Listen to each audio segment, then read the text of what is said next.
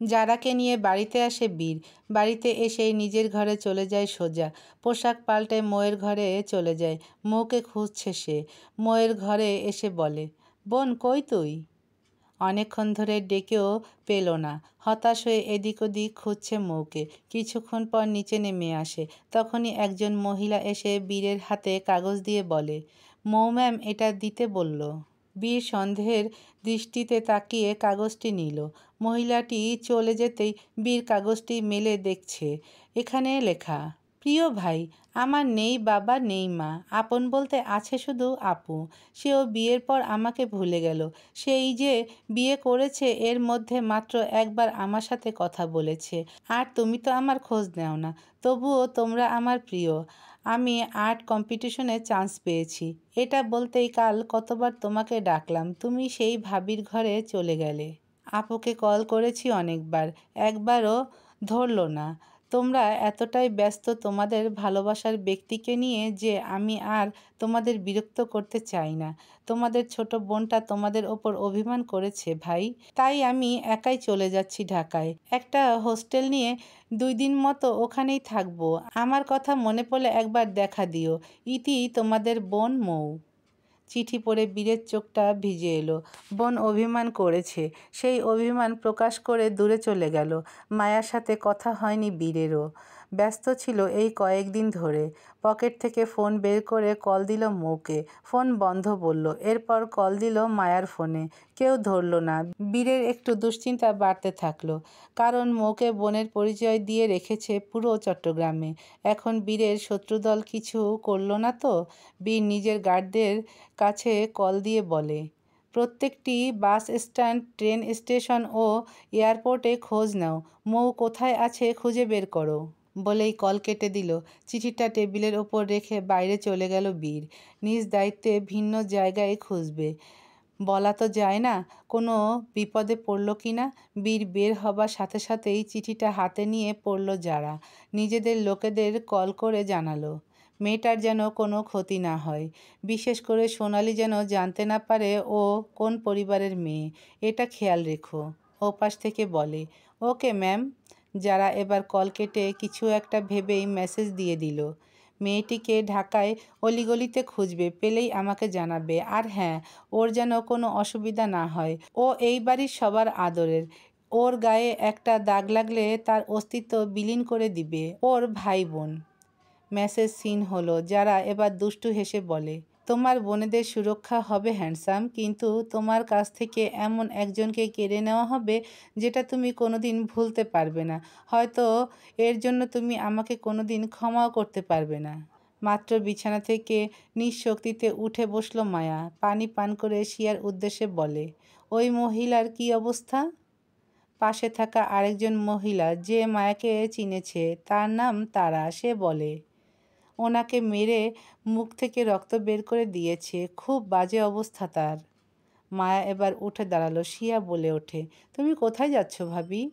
মায়া রক্তিম চাহনি দিয়ে বলে, অনেক তো হলো ওই মহিলার নির্মম অত্যাচার, এবার ওনাকে আমি দেখাবো অত্যাচারের স্বাদ ঠিক কেমন হয়। বলেই চলে যায় মায়া। মায়ার চোখ মুখের ভঙ্গি দেখে কিছুটা ভয় শিয়া নিজেও পেল। কোন কাণ্ড বাঁধাবে কে জানে। তারা মুখটাতে হাসি ফুটিয়ে তুলল। এদিকে সোনালি ও মালিনী দাঁড়িয়ে আছে। সামনে থাকা একটি লোক হাতে চাবুক নিয়ে আঘাত করছে মহিলাটিকে। সোনালি এটা দেখে পৈশাসিক হাসি দিয়ে মালিনীর কানে কানে বলে, এবার তোমার বৌমার কাছে গিয়ে আদুরে সুরে বলবে, তোমাকে যারা কষ্ট দিয়েছে তাদেরকে তুমি শাস্তি দিয়েছ। রাজ তো তোমাকে মাথায় করে রাখবে। বউ যার জন্য আঘাত পেয়েছে তাকে শাস্তি দিয়েছ এটা জেনেই। মালিনী সোনালির দিকে তাকিয়ে বলে, সত্যি বলছো তো? একদম। ওই দেখো তোমার বৌমা আসছে, দেখেছো? কি হিংস্র চাহনি। আবার কার দিকে দেখছে? সোজা ওই মহিলার দিকে। মালিনী তাকালো সেদিকে। মায়া আসছে। মায়ার চাহনিতে রাগ স্পষ্ট। মালিনী একটু হাসলো। সোনালি শিখিয়ে দিল, ও আসলেই বেস্ট শাশুড়ি হওয়ার অভিনয় শুরু করে দিবে। দেখবে তোমার ছেলে বউয়েরা তোমাকে মাথায় করে রাখবে। এরপর মোহনা এসেও আমাদের কিছু করতে পারবে না। মালিনী মাথাটা উপর নিচ করলো। মায়া এদিকে এগিয়ে আসছে। এদিক থেকে গাড়ি থেকে মাত্রই নামলো মাহমুদ সর্দার ও মোহন সর্দার। অন্যদিক থেকে রাজের গাড়ি ঢুকলো সর্দার মহলের ভিতরে। মাহমুদ সর্দার ও মোহন সর্দার এগিয়ে যেতে নেয় মায়ার পিছন পিছন। রাজের গাড়ি গ্যারেজের কাছে আসা মাত্রই রাজ নেমে যায় গাড়ি থেকে। মায়া সোনালি ও মালিনীর কাছে আসে। মালিনী মুখটা হাসি হাসি করে বলে, তোমাকে ওর জন্য আঘাত পেতে হয়েছিল না? ওই দেখো ওর কি হাল হয়েছে তোমার জন্য। এবার তুমি খুশি তো বৌমা? মায়া তাকালো দুজনের দিকে। সোনালি এগিয়ে এসে বলে, শুধু কি তাই, ও তো এখন তোমার পায়ে ধরে ক্ষমা চাইবে। সোনালির কথা শেষ করতেই মাহমুদ সর্দার ও মোহন সর্দার এসে ওদের সামনে দাঁড়ালো। মায়া রক্তিম চাহনি দিয়ে বলে, অন্যায় করেছে বলে তাকে শাস্তি দেওয়া হচ্ছে, তাই না? সোনালি খুশিতে গদগদ করে বলে, হ্যাঁ তাই তো। তাহলে ওনাকে ছেড়ে দিন, এবার শাস্তির রূপটা একটু বদলাবে। সোনালি আর মালিনী খুশি হলো। মাহমুদ সর্দার এবার মায়ার মুখের দিকে তাকালেন, মায়ার উদ্দেশ্য করে বললেন, মানুষটা অনেক ভালো, সরল সহজ মনের। যতটুকু শিয়ার থেকে শুনলাম ও কোনো অন্যায় করেনি। তুমি ওকে আঘাত করে শাস্তি দিও না, দরকার হয় ওকে আমি গ্রামে পাঠিয়ে দিচ্ছি। মায়া কোনো কথা বলে না, শুধু একটা চাহনি দিল। মালিনী ওর মতো চুপ করেই আছে। সোনালি বলে ওঠে, এভাবে থামাবেন না ভাইজান। আমরা কিছু না করেও বৌমার জন্য কথা শুনেছি, তাহলে কিছু করেও কেন এই কাজের মহিলা শাস্তি পাবে না? আঘাত করার মাঝেও পার্থক্য থাকে সোনালি, এটা তোমাকে বুঝতে হবে। ইচ্ছাকৃত দেওয়া আঘাতের শাস্তি দেওয়া উচিত, কিন্তু কারো অনিচ্ছায় বা অগোচরে যে আঘাত দেওয়া হয় ওটা অ্যাক্সিডেন্ট, সব কিছুকে গুলিয়ে ফেললে হয় না। সোনালি এবার একটু কটূক্তি সুরেই বলে, তাহলে বলতে চান আপনার বৌমার কিছু হলে শুধু আমরাই শাস্তি পাবো, অন্যরা পাবে না? অন্য কেউ আমার বৌমাকে আঘাত করতে আসুক, তার ব্যবস্থা নেওয়া হবে। তবে সেই আঘাত কীরূপ এটাকেও দেখা হবে। দ্বিপাক্ষিক দোষগুণ না দেখলে তুমি কি করে একজন বুদ্ধিমান মানুষ হলে? সোনালি থেমে গেল। মহিলাটির বাঁধন খুলে দেওয়া হয়। মায়া ওনার কাছে আসে, ওনাকে নিজের কাছে নিয়ে শিয়ার দিকে তাকালো। শিয়াকে বলে, ওনাকে পানি দাও। সোনালি বিরক্তির ভাব প্রকাশ করে বলে, ওকে তোমার পায়ের কাছে নিয়ে ক্ষমা চাওয়াও। মায়া রক্তিম চাহনির সাথে বলে, পা ধরে ক্ষমা চাওয়ার মতো অন্যায় কি উনি করেছেন? করেনি বলছো? ও এখানে সাবান পানি না রাখলে তুমি পড়ে যেতে না। ওই সময়ে আমিও তো না দেখেই হেঁটেছিলাম, আমার অন্যায় কি কম ছিল? সোনালি হতবাক হয়ে আছে। মালিনী এবার বলে, এখানে তোমার আঘাতের শাস্তিটাই তো দেওয়া হলো। আমি যদি মন্ত্রী শাহরিমরাজের বউ না হয়ে একজন রিক্সা চালকের বউ হতাম, তাহলে কি আজ আমার এই আঘাতের শাস্তি দিতেন তাকে? মনে মনে সোনালি বলে, অত দায় ঠেকেনি আমাদের যে কার কার বউয়ের কি হলো এটা দেখতে যাব। নিহাত তোমার প্রয়োজন এখন, তাই এই আদিক্ষেতা। রাজ এসে ওখানে দাঁড়ালো। এত কিছু হয়েছে, এগুলোর কিছুই সে জানে না। সে তো মায়ার জন্য দুশ্চিন্তা করতে করতে এসেছে। আজকে পিয়াস তাকে কল করে কিছুই বলেনি। মায়া এবার পাশে থাকা লোকটার হাত থেকে চাবুক নিয়ে সেই চাবুকের দিকে তাকালো। চাবুকটি মহিলাটির হাতে দিয়ে বলে, এই সর্দার মহলের একটা ভালো গুণ আছে, তা হলো কেউ অন্যায় করলেই তাকে চাবুকের আঘাত বা লাথি মেরে আঘাত করা হয়। বলা যায় এটাকেই শাস্তি বলে। এখন আপনার প্রতি অন্যায়ের শাস্তি কি এভাবেই নিতে চান নাকি ভিন্নভাবে?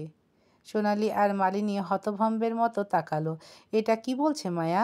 তারা কি করলো যে তাদেরকে শাস্তি পেতে হবে? উল্টো মায়ার মন জুগিয়ে চলতে চেয়েছিল, এখন মায়া এগুলো কি বলছে? যা করতে চেয়েছে হতে যাচ্ছে তো তার উল্টো। মালিনী বলে ওঠে, ও আবার কাকে কি শাস্তি দিবে? ঠিক যেটা আপনারা করেছেন তার শাস্তি। আমরা কোনো ভুল করিনি। আমি তো বলিনি আপনারা ভুল করেছেন, আপনারা তো করেছেন অন্যায়, আর অন্যায়ের শাস্তি কঠিন হয়। সোনালি এবার মোহন সর্দারের দিকে তাকালো। মোহন সর্দার রাজের দিকে ফিরে বলে, তোমার বউ কিন্তু বাড়াবাড়ি করছে রাজ। রাজ ডোন্ট কেয়ার ভাব নিয়ে বলে, তোমার বউ বড় হয়ে বাড়াবাড়ি করলে আমার বউ ছোট মানুষ এগুলোই তো শিখবে। কোন দিক থেকে এই মেয়ে ছোট? তুমি ওর বয়সটা দেখলে, কিন্তু তোমার বউয়ের থেকে কতটা ছোট এটা দেখলে না? এত কিছু না বকে তোমার বউকে বোঝাও, এটা তো তুমিও করতে পারতে। কি বলতে চাও? এতগুলো বছর ধরে যেমন তুমি তোমার বউয়ের আঁচলের নিচে মুখ লুকিয়েছিলে, এখন আমি আমার বউয়ের আঁচল ধরেছি। এই আঁচল ছাড়া করি কী করে বলো? আফটার অল বউ তো আমার একটাই, তোমাদের মতো 2 নাম্বার বউ নিয়ে সংসার তো করি না। মাহমুদ সর্দার এবার চোখ রাঙিয়ে বলেন, তোমার এখানেও 1 নাম্বার বউ 2 নাম্বার বউ দেখতে হবে? বউ কয় নাম্বার এটা দেখার কোনো নির্দিষ্ট জায়গা লাগে নাকি? তোমরা সব জায়গায় তো 2 নাম্বার বউ নিয়ে ঘোরো, এটা তো চোখের সামনে না চাইতেও আসে। মায়া এবার মহিলাটির দিকে আবারও প্রশ্ন ছুড়ে দেয়, তো বলুন কি করতে চান তাদেরকে? মহিলাটি সোনালি ও মালিনীর মুখ দেখে ঘাবড়ে যায়, ভয়তে বলে, আমি কোনো শাস্তি দিতে চাই না, আমি গ্রামে চলে যাব। মোহন সর্দার বলে ওঠে, শুনলে তো, শাস্তিস্বরূপ কিছুই দিতে চায় না। আপনি মুখটা বন্ধ করুন মিস্টার মোহন সর্দার, আপনি তো বউকে চোখের সামনে শোপিস বানিয়ে রেখেছেন, যার গায়ে ধুলো লাগলেও আপনার নজরে আসবে না। ধুলোটাকে জাস্ট ঝাড়া দিয়ে সরিয়ে দিবেন, তবুও বউ আপনার চোখে পট্টি দিয়েই রাখবে। মুখ সামলে কথা বলো মেয়ে, নাহলে কি করবেন? আমাকেও শাস্তি দিবেন এভাবে? ভুলে যাবেন না আমার কিন্তু কম ক্ষমতা নেই, আমি চাইলেই এই মন্ত্রীর নামেও মামলা করে দেওয়ার ক্ষমতা রাখি, সেখানে আপনি এক চুনোপুটি। রাজ ডাক্তারকে কল করেছে। কথা শেষ করেই মাহমুদ সর্দারের কানের কাছে মুখ রেখে বলে, বাবা মেয়ের কোনোদিন যুদ্ধ দেখেছো? তোমার মতো অপদার্থ ছেলের বউ দেখিয়ে দিল। রাজ বড়সড় অপমান বোধ করল। তাকে পাত্তা না দিয়ে বলে, এখন যদি আমার বউ শাস্তি হিসেবে তোমার বউকে চাবুকের আঘাত দেয়, সহ্য করতে পারবে তো? আজ অন্যায় মালিনী কম করেনি, ও কি করে একজন নির্দোষকে শাস্তি দেয়, তাও নির্মমভাবে। ওকে ওর প্রাপ্য শাস্তি পেতেই হবে, তবে না একটা শিক্ষা সে পাবে। মায়া এবার পাশে থাকা লোকটিকে বলে ওঠে, এতক্ষণ ধরে আমার ওনাকে মারছিলেন তাই না? এবার নিন, এই দুজনকে চাবুকের আঘাত করুন। মালিনী আর সোনালি দূরে সরে গেল কিছুটা। ঘাবড়ে গিয়ে মালিনী বলে, আমাদের দোষ কি? এই যে বললাম নির্দোষ ব্যক্তিকে আঘাত করেছেন, তাও কোনো অন্যায় ছাড়া। আমি তো বলেই দিলাম এটা আমারও অন্যায় ছিল, আমিও বেখেয়ালি ছিলাম। যেহেতু এখানে না বুঝে কাহিনী ঘটেছে, তাহলে এটার শাস্তি হয় না। তবুও তাকে নির্যাতন করা হয়েছে, তার অজান্তে করা ভুলের এতগুলো আঘাতের মাসুল তো দিতে হবে আপনাদেরকেও। উনি যখন মুখ ফুটে বলার সাহস পাচ্ছে না, তখন শাস্তিটা একই রূপে হোক। এতে যদি আপনারা সঠিক বিচার করার ক্ষমতা রাখেন তো ভালো। মায়া কথাটি শেষ করে লোকটির দিকে তাকালো। লোকটি ইশারা পেয়েই আঘাত করতে লাগলো সোনালি ও মালিনীকে। মায়া মনে তৃপ্তি মিটিয়ে দেখছে এই দৃশ্য। এক একটি চাবুকের আঘাতে কুঁকড়ে উঠছে মালিনী ও সোনালি।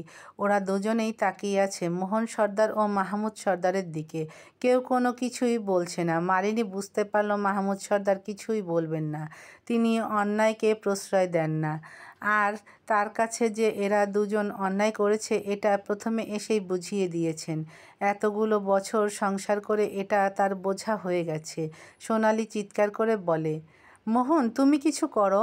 মোহন সর্দার মায়ের কাছে এসে বলে, তুমি এই বাড়ির বউ, তোমার শাশুড়িকে আঘাত করো কিভাবে? ঠিক সেইভাবে যেভাবে তারা এতক্ষণ করেছিল। তুমিও কি তোমার বউয়ের হাতের ননির পুতুল হয়ে থাকবে? রাজ অন্যদিকে ফিরে বলে, তুমিও কি কম আছো? তোমার বউয়ের জন্য তোমার হৃদয় ঝলসে যাচ্ছে। তোমার বউ বউ বাকিদের বউ বউ না।